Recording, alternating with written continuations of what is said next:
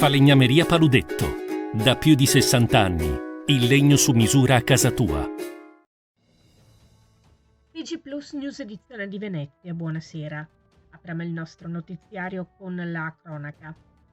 Un giovane in stato confusionale, entrato a piedi in tangenziale, ha percorso oltre 500 metri tra le corsie in balia del traffico.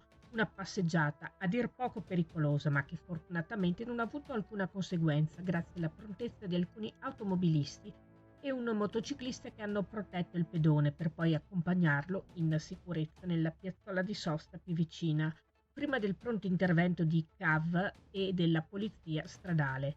È successo oggi, poco dopo le 12, sulla A57, all'altezza del chilometro 11, poco dopo la rampa che immette dalla rotatoria Marghera, punto in cui le telecamere di CAV hanno rilevato un'improvvisa anomalia del traffico con rallentamenti.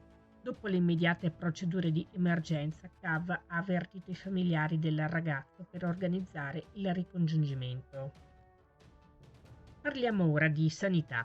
Il presidente della Regione Veneto, Luca Zaia, ha presentato oggi i dati di attività del 2023 con riferimento appunto alla sanità veneta, sottolineando, tra le altre cose, i risultati dei 131 concorsi espletati dalla Regione per assumere camici bianchi, sottolineando come, dato eclatante, fra i meriti siano stati messi a bando 1023 posti, ma solo 390 abbiano trovato copertura per mancanza di professionisti.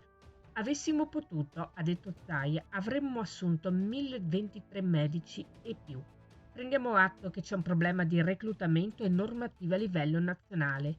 Io, ad esempio, sono sempre stato contrario alla strozzatura dell'accesso a numero chiuso nelle facoltà di medicina, perché la selezione si crea sul campo, pur rendendomi conto che ci sono problemi organizzativi che però si possono affrontare e risolvere. Cambiamo argomento. Venezia dà avvio alle celebrazioni per i 700 anni dalla morte di Marco Polo, avvenuta nel 1324, e lo fa con un primo calendario di iniziative importanti organizzate dal Comune di Venezia in collaborazione con l'Università Ca' Foscari di Venezia e la Fondazione Musei Civici di Venezia, ma anche a tantissime realtà associative della città nazionali e internazionali.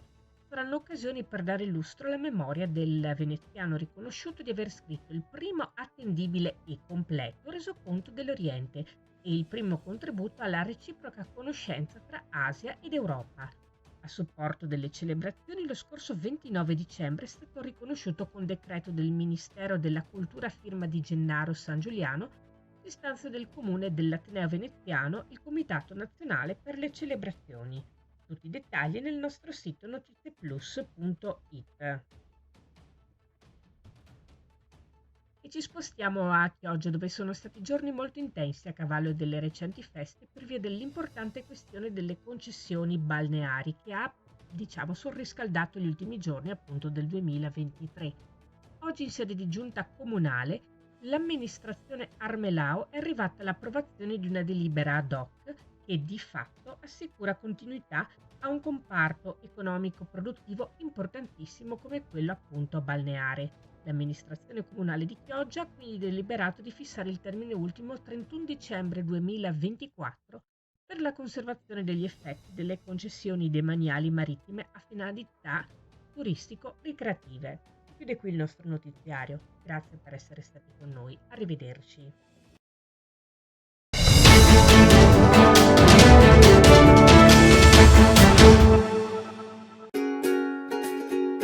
Falegnameria Paludetto. Da più di 60 anni. Il legno su misura a casa tua.